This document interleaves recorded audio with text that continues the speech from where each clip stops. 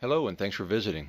I've had my Trek Madone 4.5 for about 5 months and I've ridden 2,700 miles, so I figured I'd post a follow-up to my initial review. I've been pretty happy with the bike. Again, it's a Shimano 105 equipped bike and it's 10 speeds, so I've been very happy with the additional gearing and especially the STI shifters.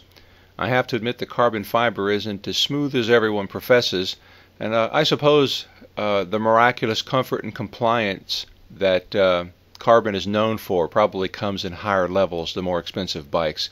Regardless, the frame design has great geometry and very good power transfer when I'm standing out of the saddle. I noticed that right away as soon as I stood up, and I really like that.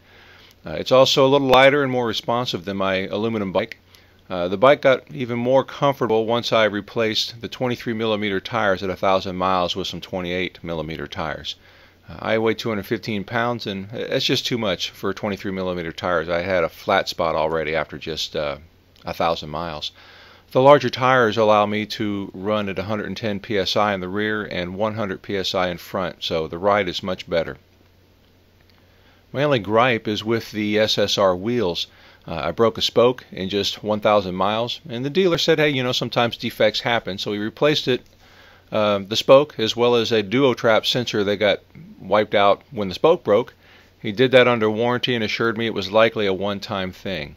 Unfortunately, I broke another spoke just 700 miles later, and at that point Trek was looking to replace the wheel under warranty. While I appreciated the support, I felt it was time to move up to a stronger wheel. My combined weight with my Camelback and bike is nearly 250 pounds. So I felt I was just asking too much of the factory 24-spoke wheels, especially since they're probably pretty cheap anyway. So I was able to trade in my SSRs for a deep discount on a set of Bontrager Classics, a 28-spoke wheel designed for heavy-duty use. You Clydesdales out there, the riders who weigh over 200 pounds, you'd be wise to consider negotiating a wheel upgrade when you're purchasing a new Madone 4. Okay, now that I've got that minor negative stuff out of the way, let me talk about the upgrades I've done to the bike to make it even better, especially for a techno weenie like myself. I get a lot of people asking me, hey, what's that on my handlebars? So what I've done is I glued a Motorola car dock for my Droid to a standard accessory mount. Then I attached my Bontrager Node 2.1 to that, so the result is a wireless cycling computer with internet, navigation, and GPS tracking all in one neat package. So I added additional battery power by slipping a recharging unit into a Topeak cell phone pack, and I can run a cycling app and track my ride all day and still have plenty of power left for the phone at the end of the ride. My next upgrade was a cassette swap. Most of the riding here in Southeast Virginia is either flat or just rolling hills, so I swapped out my 1128 cassette in exchange for a 1225.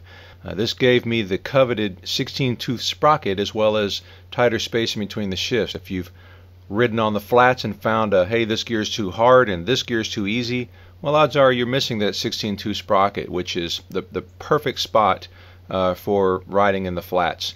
I'm going to keep my 1128 in storage in case I decide I need to do a hilly ride, but for around here, I'm loving this combination.